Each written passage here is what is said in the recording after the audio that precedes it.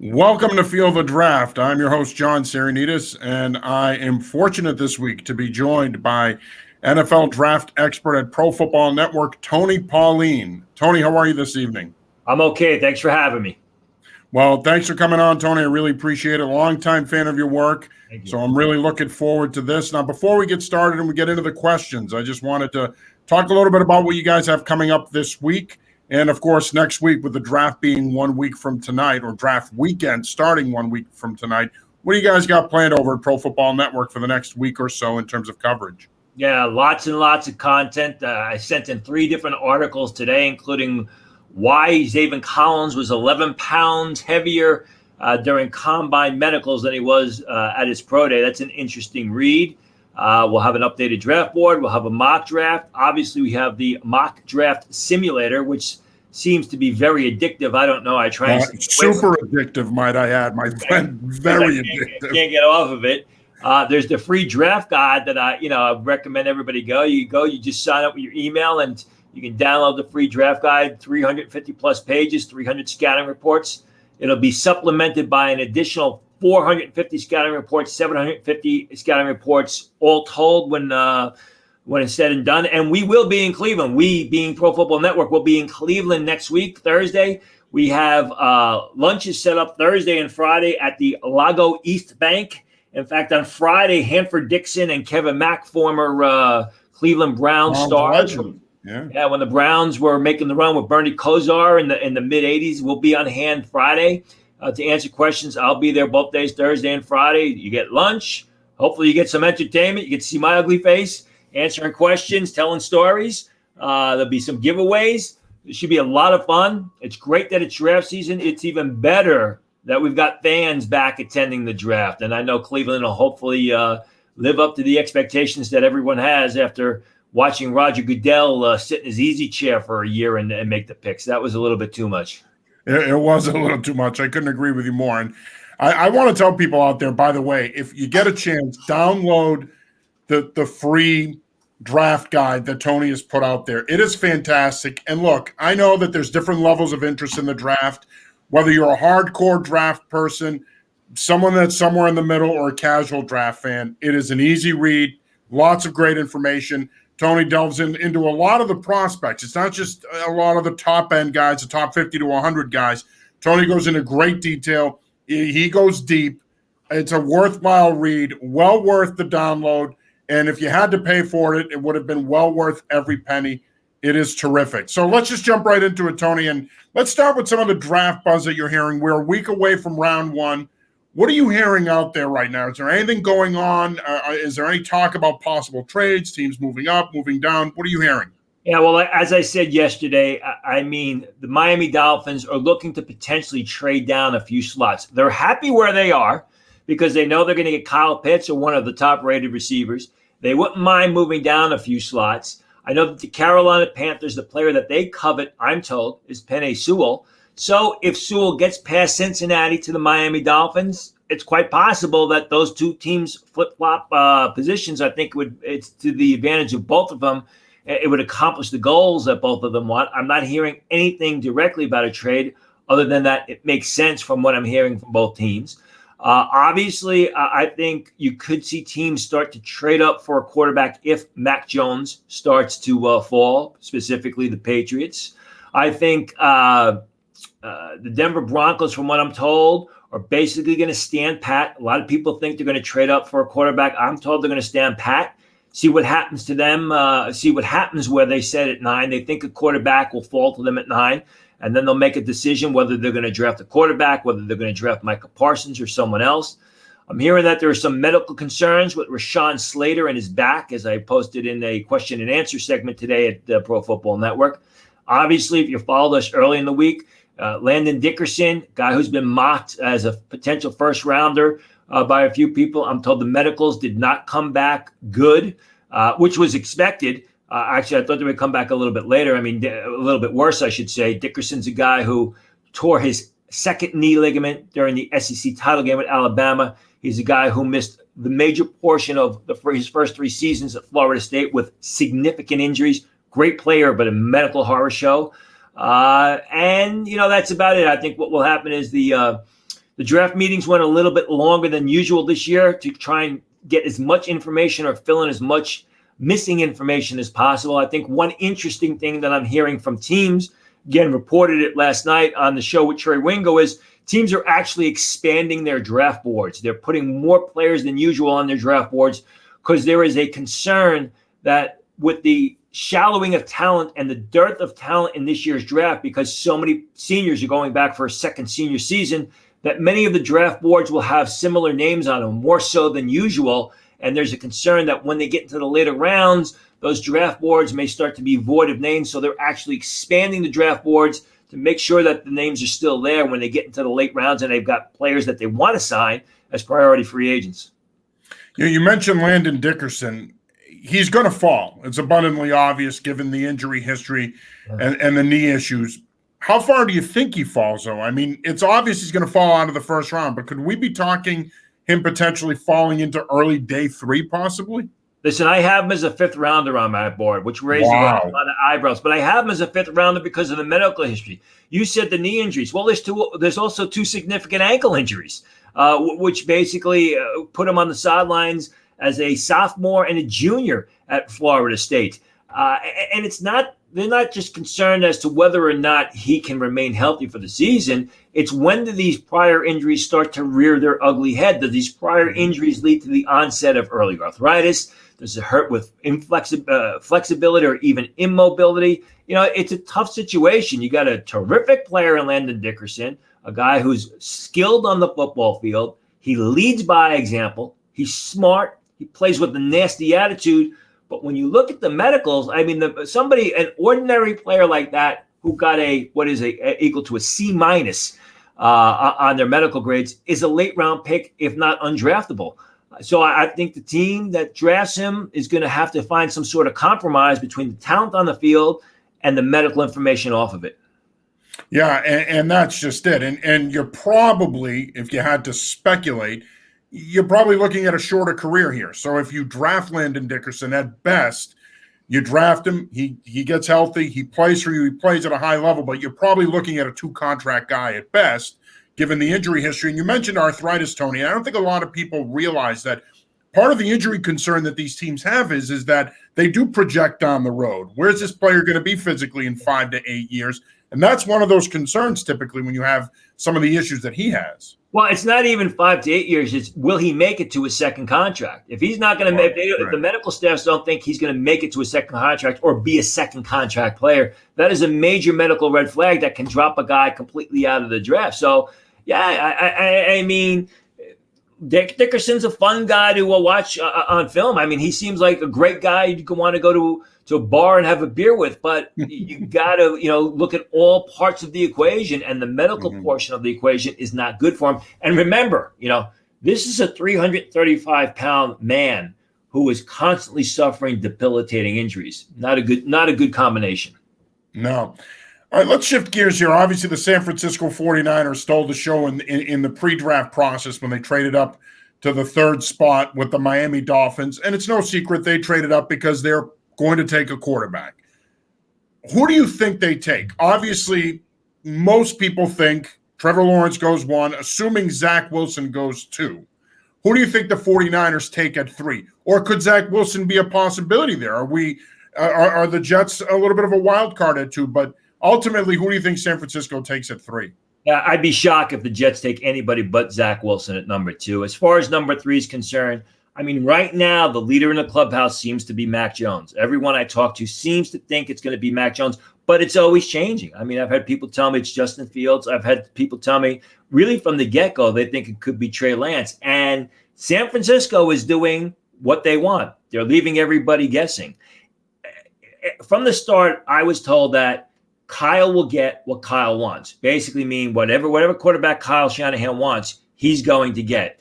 If it is, in fact, Mac Jones, in my opinion, that's a major reach. Mac Jones should not be the 3rd quarterback taken, should not be the third quarterback taken, should not be the 3rd player of the draft taken.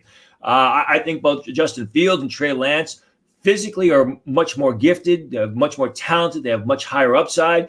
If you want to make the argument that Mac Jones is more NFL ready and he'll be more prepared to play underneath center or in a shotgun formation, if you will, come September, I could understand that.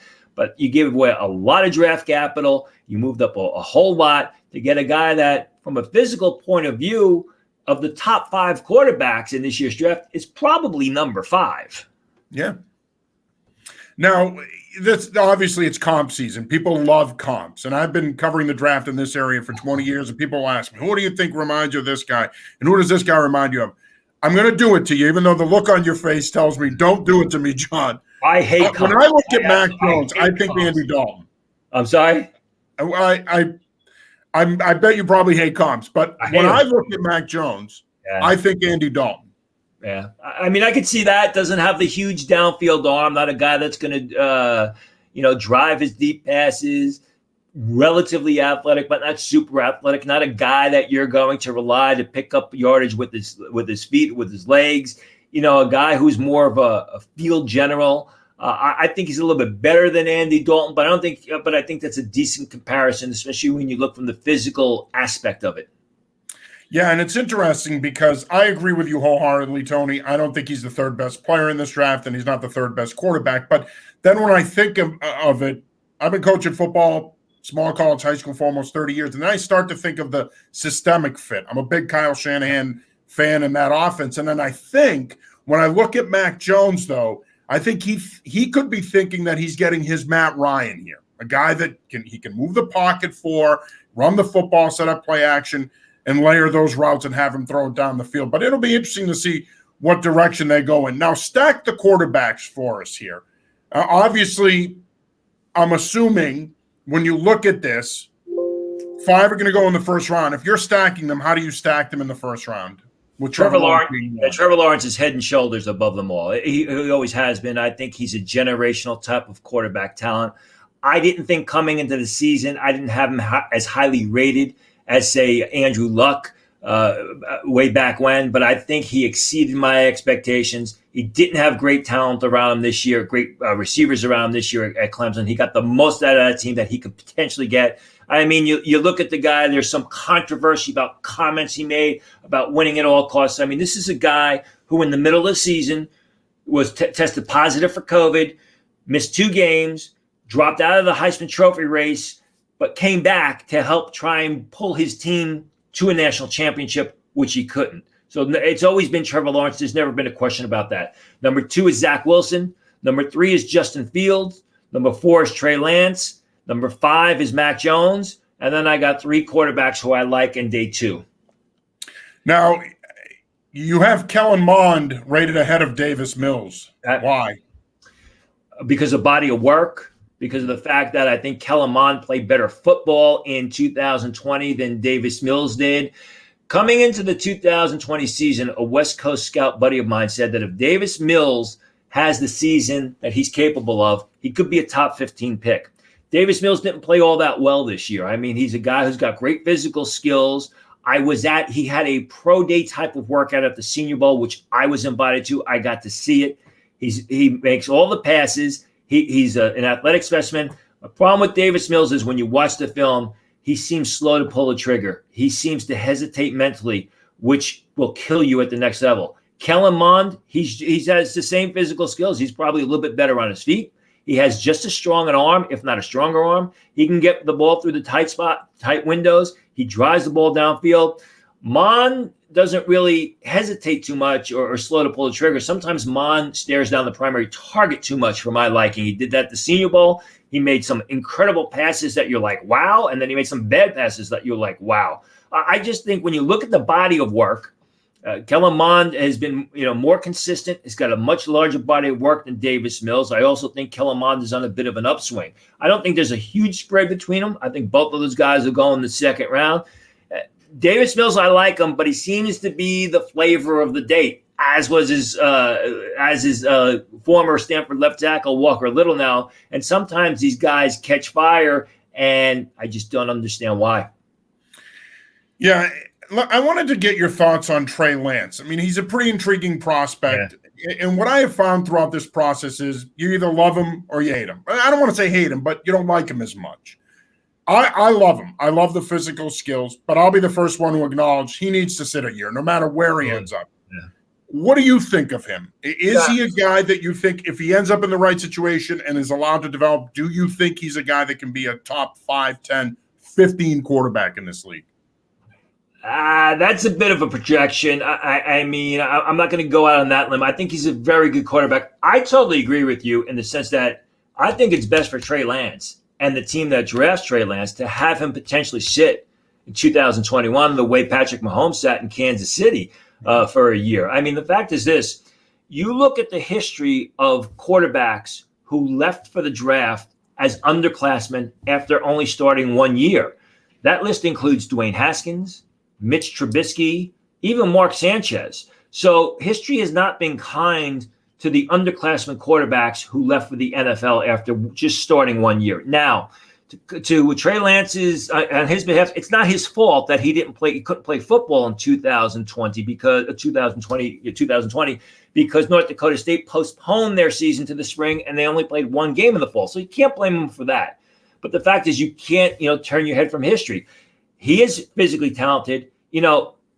Think of what you said about the San Francisco 49ers system, the offensive system, the Shanahan system, moving the pocket, throwing the ball on the move, getting the ball downfield. That fits Trey Lance to a T. It's just a matter of, did you move up that far to take a guy that you may have to sit for a year? He's got incredible physical skills, but he needs a lot of work. He needs work because he doesn't have a big body. He's got a very slim body of work on the college field. He was great in 2019, but 2019 was the only season he played on an FCS level. So I agree with you. From a physical standpoint, after Trevor Lawrence, you could say maybe he's the most complete package. He's bigger than Justin Fields.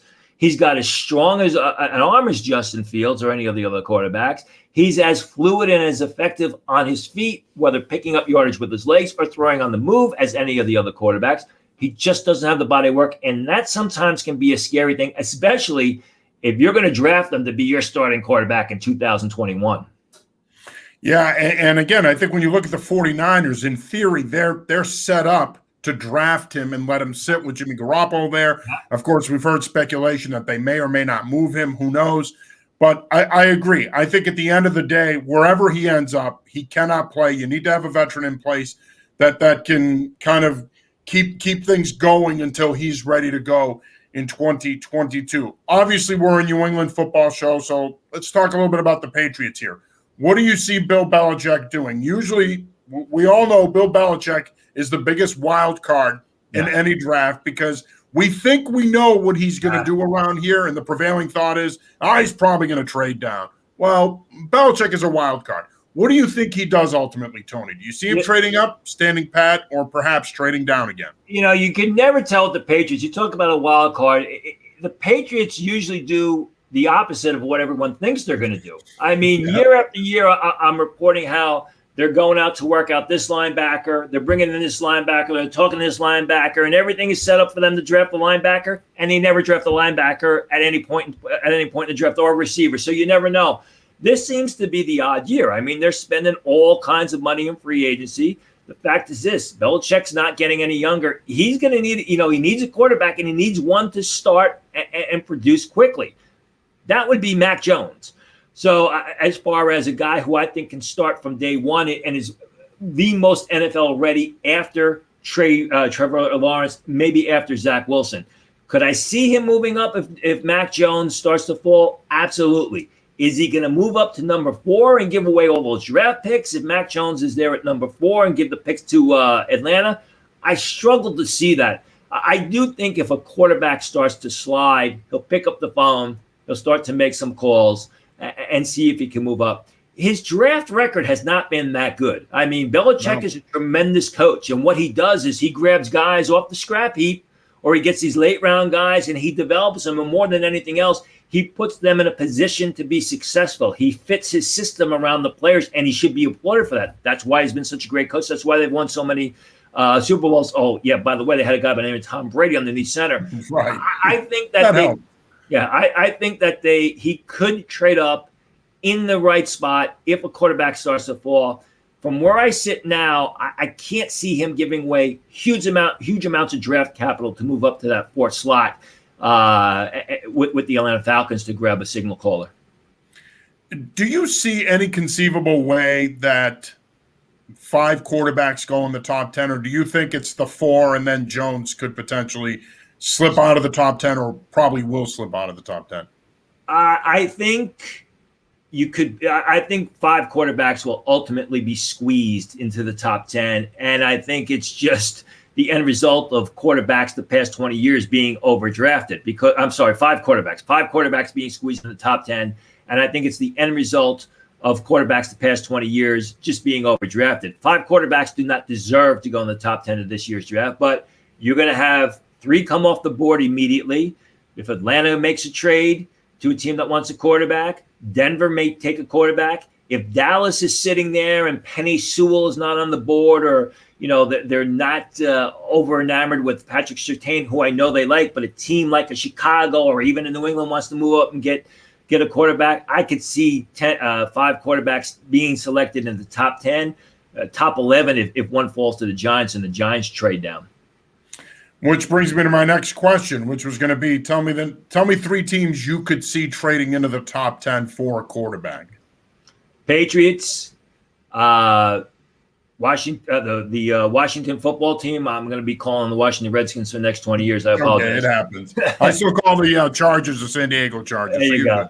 And the Chicago Bears. I think those 3 teams are teams to keep an eye on. The Bears, I don't know if they're going to be able to select a quarterback in the first 2 rounds, but it seems there's almost desperation on their part to come away with the quarterback early. Yeah, and they're in a position where they've got a placeholder in Andy Dalton, but they need an answer at that position. And Nick Foles. Long term. Yeah, and Nick Foles, placeholder, and Nick Foles as well. Yeah. Kyle Pitts, obviously, he is one of the most beloved players in this draft. He's being called the unicorn. He's being talked about as another potential generational talent. And, of course, as we know, tight ends typically don't go in the top 10. It's very rare. The last one to go in the top 10, of course, was T.J. Hawkinson a couple of years ago. But what are your thoughts on Kyle Pitts, and where do you see him ultimately landing within the top 10? Because I think we can all agree he'll go in the top 10.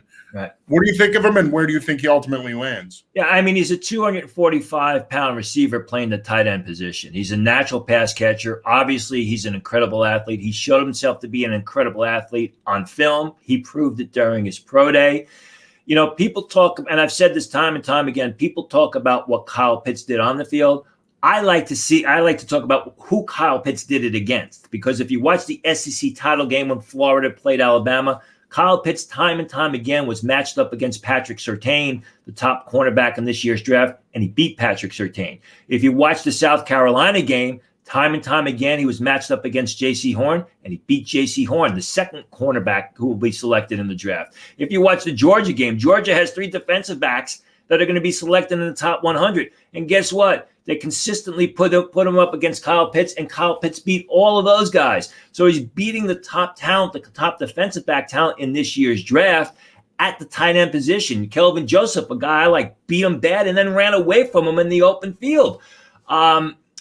He's not a bad blocker. Blocking is not his forte because they didn't use him on the line to block, but it's not because of lack of effort. He's actually a very good blocker on the second level. But he's such a weapon at 6. You hate to use that word, but he is a weapon at 245 pounds. The height, the speed, the pass catching ability. Where do I think he ends up? I think if Atlanta can't trade that pick, they'll go with Kyle Pitts. I think that Miami could take Kyle Pitts if they sit at 6. I think Carolina would take Kyle Pitts if he happens to fall in their lap, sit number 8.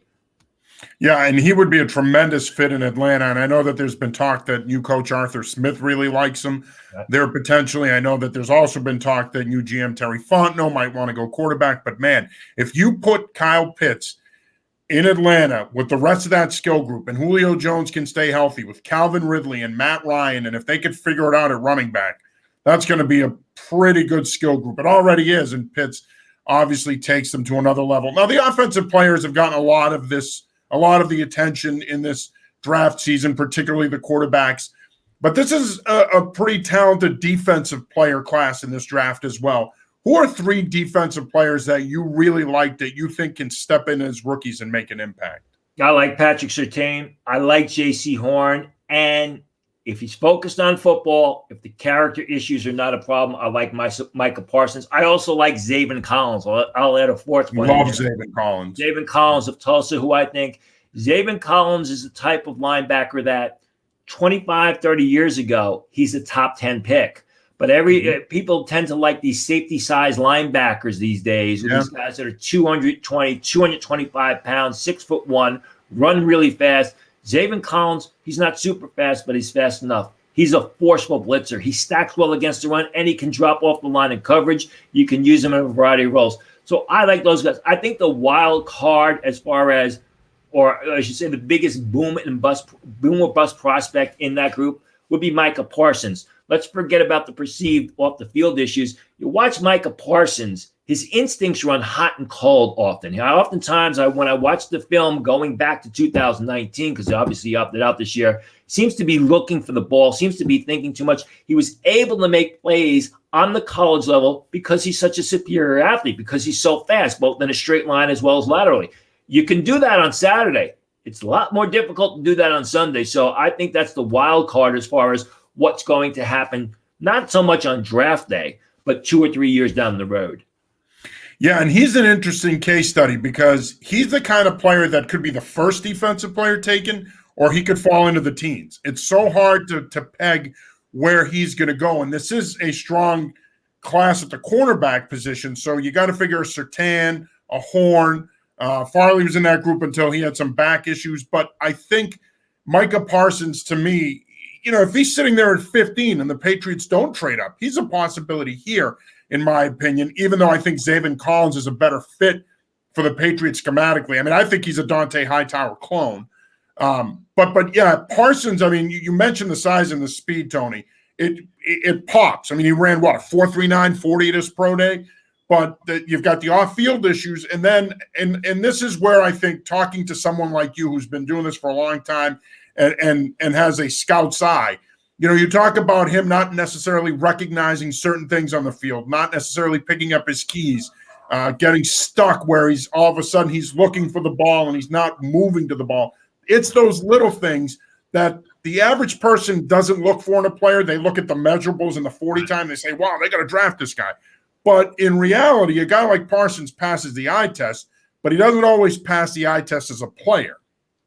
Especially, or between the ears, if you will, with the instincts, which is why, New England would probably be a great fit for him, not only for, from a need point of view, but, if there's a guy that's going to put him in a position to succeed, basically build the system around him or bend the system for him, it would be Bill Belichick. So I think that would be I've thought all along that would be a great fit. I was talking about your draft guide earlier, and it is tremendous. Again, I can't say enough about it. Folks, if you love the draft like I do, go to profootballnetwork.com and get Tony's draft guide. It is awesome. With that said, everybody knows the quarterbacks. Everybody knows a lot of the household names. Give me 3 players you like that may not necessarily be household names, but could be good players at the next level. Derrick Barnes, the linebacker from Purdue, a guy who can play inside, he can play outside, goes about 6 foot 1/2 inch, 240 pounds, ran in the broke 4.6 in his pro day. You watch him on film, he's constantly around the ball. He's not just an in-the-box linebacker. Yeah, he can blitz the quarterback. Yeah, he stacks well against the run, but he's also real good in coverage. I was at Senior Bowl practices, and time again, he was making plays in the one-on-ones in coverage. And then when I talked to guys like Khalil Herbert and some of the tight ends who were at the Senior Bowl, they said that he was the toughest guy to go up against in one-on-one. So I think the Derrick Barnes of Purdue, he's a guy who maybe he's a 3rd rounder. He's probably more a 4th rounder, but he's going to be a steal outside the top 100 picks. William Sherman is an offensive lineman from Colorado. He may get drafted in the 7th round. He may not. If you watch Colorado the past 3 years, he's played both left and right tackle. He's a guy who I project as a zone blocking guard at the next level. I think in the right system, he's going to be real good, and you can get him late in the draft. As far as someone in the later rounds, 4th round, Jamar Johnson of the safety from Indiana, I think is a real good player. I really like him. Yeah, not the greatest athlete in the world, but someone who just has it going on between the ears. He sees the action. He's very instinctive. He basically diagnoses plays before they happen as they're unfolding, takes great angles, gets by with instincts, competitiveness, and hustle rather than sheer athleticism. Yeah, and I think he's a Bill Belichick kind of guy for Patriot fans, a guy that, especially because Belichick likes to play so many 3 safety coverages, I think he's a guy that'd be a nice fit here. I think he can play at the 3rd and the 2nd level, and he's a piece you can move around. And like you said, it's not that he won't blow you away athletically, but you see the instincts. He's a good football player, and that matters to everybody, all 32 teams. But I think some teams place a little bit more value on that than others. K-Touch 1415 says, which position do you think is the deepest position in this draft? Wide receiver followed by offensive tackle. Wide receiver again for the 2nd year in a row. You're going to be able to get good receivers through the 4th, even the 5th round. I like the receivers at the top of this draft compared to last year's draft, which everyone was calling an historic draft. I think the offensive tackle position is really good. You're going to be able to get real good offensive tackles. And when I say real good offensive tackles, I mean guys that could eventually develop into starters through the 3rd round. Left tackles, right tackles, athletic right tackles who can play the left side, real good offensive tackle class. Yeah, I agree. And you want in this day and age too, especially with the way rosters are configured in the NFL now, you want that swing guard tackle type. You want that position flexibility. I like a guy like James Hudson from Cincinnati, guy that can play some guard for you, some right tackle for you. Guys like that are invaluable nowadays when you're carrying 7 offensive linemen. You need to have that 6th or 7th guy. Needs to be a guy that can play multiple positions. And, of course, you mentioned the receiver class. Obviously, the wide receiver has been Bill Belichick's bugaboo around here. Patriot fans like what they did in free agency with Bourne and with Nelson Aguilar. Of course, Julian Edelman retires. Can the Patriots finally get it right at that position? And who is one guy that you think, in your opinion, Tony, would be a nice fit for them? For me, last year it was James Prochet. Thought they might take him. They had shown some interest in him. They didn't. But who's a guy in this class that you think, you know what, when I think Patriots and the way they operate offensively, I think this guy would be a good fit? Diami Brown of North Carolina, possibly in the 3rd round. Decent size, 6 foot, just under 6'1", 189 pounds. Runs and plays in the mid-4.4s. Consistent receiver. A big play receiver who also catches the underneath routes. He was good in 2019. He was better in 2020, entering the draft as an underclassman. Sometimes teams just consistently miss at one position. You talk about the Patriots with receivers. You look at the Steelers. They can't get it right at cornerback. I mean, these are organizations that are winners that just seem to consistently miss on the one position. But I think a guy like that, James Palmer out of Tennessee, if you're looking for someone that started day 3, bigger guy, 6 foot 1/2 inch, 210 pounds, plays pretty fast. Didn't have a good year, but I think that was more the result, or the end result, I should say, of terrible offensive play and terrible quarterback play in Tennessee. But he's a guy that scouts like because he's got good size. He grinds it out. I mean, he was a guy who really could have left Tennessee in the middle of the season, said, listen, I'm opting out and getting ready for the draft, but he gutted it out to the very end. That's why teams like him. I think that's a Belichick-type player. All right, let's play a quick round of fill in the positional blank. We love talking about the top 10 and who's picking in the top 10 and who they're going to take, but we never talk about the bottom third of the first round. So let's do that here real quick. The New Orleans Saints should draft you fill in the blank. What kind of players should they draft in terms of position? Well, they should draft a quarterback. They probably should have drafted a quarterback last year, but I think after that, it's going to be either a cornerback or a wide receiver. Okay. The Green Bay Packers should draft again, cornerback or speed receiver. Yeah, I agree. I would love to see Kadarius Toney fall to them. And just by the way, full disclosure, native Milwaukeean, born in Milwaukee. I'm a Packer shareholder, so I have some skin in the game. I would love to see Kadarius Toney fall to them. Right. I would love to see him fall to them. Yeah. Do you think is there any chance he gets to Green Bay, or do you think he goes before that? No, I think he'll be there. I think because of the depth at the receiver position and the offensive tackles, what's going to happen is, a position group could fall, whether it be the edge rushers, What happens with Caleb Farley? Where does he fall, and where does he end up with the back issue? So I think that Tony will absolutely be available to the Packers. It's a question of, do they take Tony in round 1, or do they come around in round 2 and take a guy like Dwayne Eskridge from Western Michigan? Yeah, who's a terrific player. Doesn't obviously have the name cachet of a Kadarius Toney. He's not on your TV screen every week, but terrific player at Western Michigan. The Kansas City Chiefs should draft a left tackle. I mean, or an offensive tackle. They lost both of their tackles. Patrick Mahomes, he's your franchise. You better protect him. Any chance they trade up, you think? Well, they obviously trade up to get Mahomes.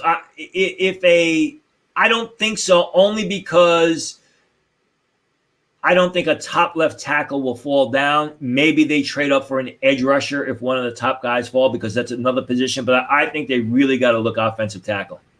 Yeah, I agree. And as you said earlier, I mean, it's a loaded position this year, and you can get a starter well into day 2 and into even early day 3 at the tackle position. And of course, you never know. A guy like a Rashaan Slater could fall to him. Obviously, there's been some talk about him, as you mentioned earlier, with his back. I don't think he'll be there in the bottom of the first round. But I don't either. But, listen, bottom of round 2, you're looking at guys like maybe a Brady Christensen of BYU. Walker Little's getting a lot of talk now, although I think it's a little bit too much hype. And Walker Little, the Stanford tackle, who really hasn't played the past 2 years, he may take a little bit of time. So you're going to be able to, if they want to trade back instead of trading up, trade back in the middle of round 2. You got Sam Cosmi of Texas there. So they'll have their options there. I just don't think a good scheme fit for them. Yeah, I just don't think there's going to be a real good left tackle prospect for them at the bottom of round 1. Any possibility Christian Darrisaw falls to them, or he goes before them? Yeah. Darrisaw rightfully is getting a lot of talk behind the scenes in war rooms, what I'm told. The Minnesota Vikings really like him at 14, but they don't think he's going to be there at 14. Wow. Okay. And finally, the defending Super Bowl champions, the Tampa Bay Buccaneers, should draft a best player available. I mean, what they did, bringing back all their guys before free agency started, was victory alone. So it could be an edge rusher. It could be another offensive lineman. It could be a defensive tackle to add depth. They're in the envious position where really they have no outstanding needs, and they could just draft best player available to safeguard against future losses. Yeah. And of course, they can always draft a corner potentially if there's one there that they like, just because if there is a quote position of need, and their secondary played terrific in the playoffs, I guess you could say in theory it could be that. All right, final question for me, my friend. Tell me one team that you think will blow our minds 1 week from tonight and draft someone we didn't expect. I would usually say the Seattle Seahawks, because they always do it, but the Seattle Seahawks don't have a first-round pick. I'm going to go with the Raiders. I mean, the Raiders blew everybody's minds, 2 years ago when they took Cleveland Farrell? And then last year, it was Damon Arnett. When Al Davis was in charge of the franchise, you knew one thing. He was taking the fastest player on the board. That was it. If the fastest player was a long snapper who ran a 4.3, he was taking the long snapper. But with Gruden and Mike Mayock, it just seems you don't know. I mean, look what they did before free agency. They got rid of three starting offensive linemen. Yeah. In fact, they were going to cut the center Rodney Hudson before they realized that they could trade him. I'm going to say it's the Raiders. You expect them to take an offensive lineman, and who knows? Maybe they take another receiver. Just as a sidebar question, any chance a 6th quarterback goes in the first round? I can't see it. I mean, I know people are talking about Davis Mills. Who at the bottom of round 1 is really going to take a quarterback? The Steelers aren't going to take Davis Mills. Obviously the Jaguars, the Browns, the Ravens, they don't need a quarterback. The Saints, I can't see the Saints. The Saints probably screwed their situation up a year ago when they should have taken Jordan Love. But I don't think they're going to take Davis Mills, because Davis Mills needs time. I don't think there's a 6th quarterback worth being a first-round pick. And 2, I just don't see the teams, except for the Saints at the bottom of round 1, taking a quarterback.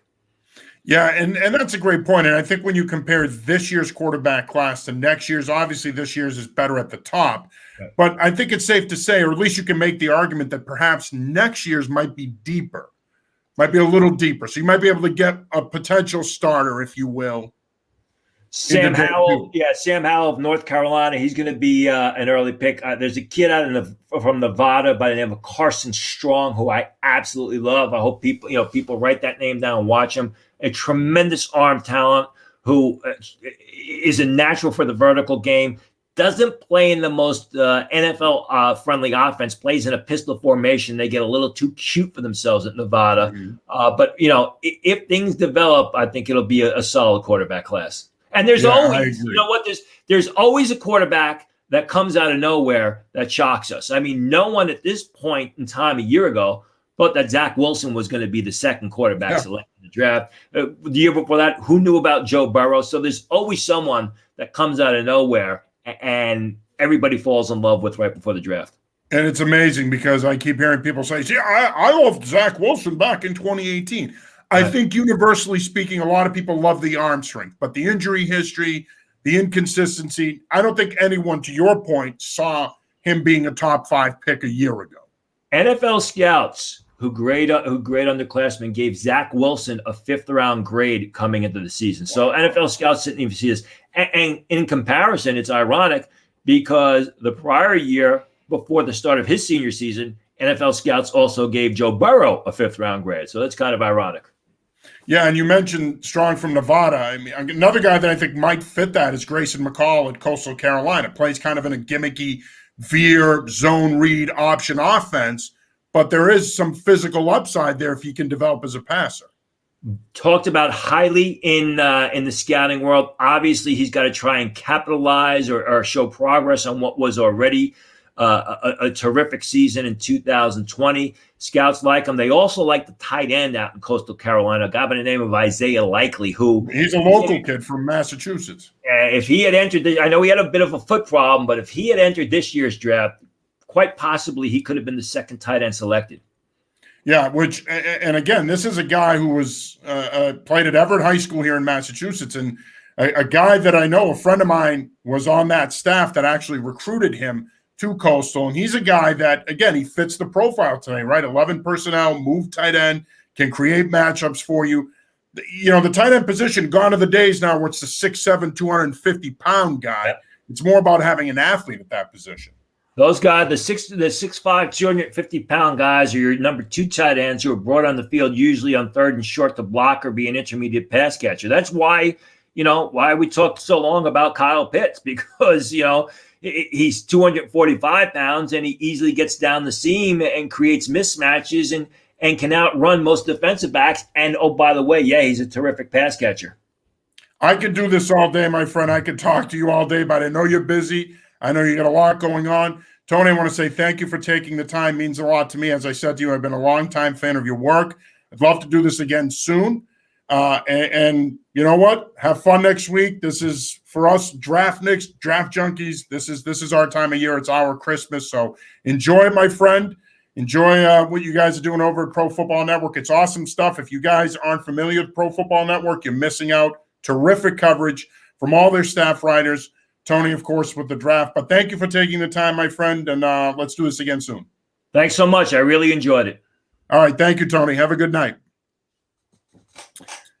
All right, guys, that'll do it for this week's episode of Feel the Draft. And join me again next week as we preview the draft on Monday and Tuesday next week. And, of course, the week after the draft, we are scheduled to have Dane Brugler on from The Athletic the following Thursday after round 1. I'm John Serenitas. We'll talk to you soon.